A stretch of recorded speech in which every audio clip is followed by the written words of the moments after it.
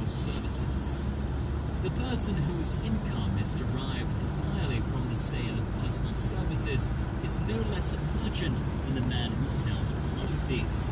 And it might well be added, such a person is subject to exactly the same rules of conduct as the merchant who sells merchandise.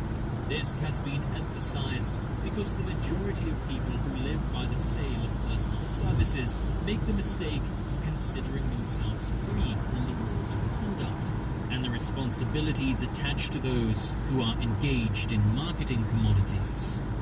The new way of marketing services has practically forced both employer and employee into partnership alliances, through which both take into consideration the rights of the third party, the public they serve. The day of the go-getter is past. He has been supplanted by the go-giver. High-pressure methods in business finally blew the lid off.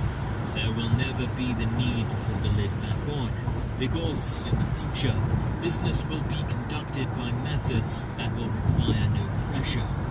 The actual capital value of your brains may be determined by the amount of income you can produce by marketing your services.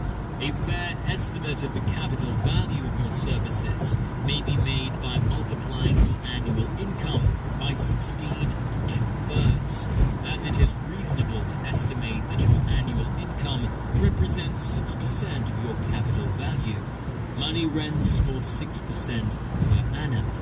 Money is worth no more than brains. It is often worth much less.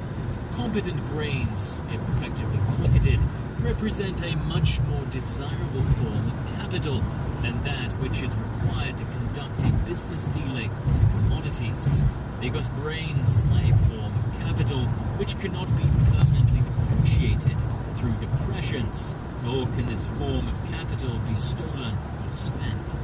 Moreover, the money which is essential for the conduct of business is as worthless as a sand dune until it has been mixed with efficient brains. The 30 major causes of failure, how many of these are holding you back? Life's greatest tragedy consists of men and women who earnestly try and fail. The tragedy lies in the overwhelmingly large majority of people who fail as compared to the few who succeed. I have had the privilege of analyzing several thousand men and women, 98% of whom were classed as failures. There is something radically wrong with a civilization and a system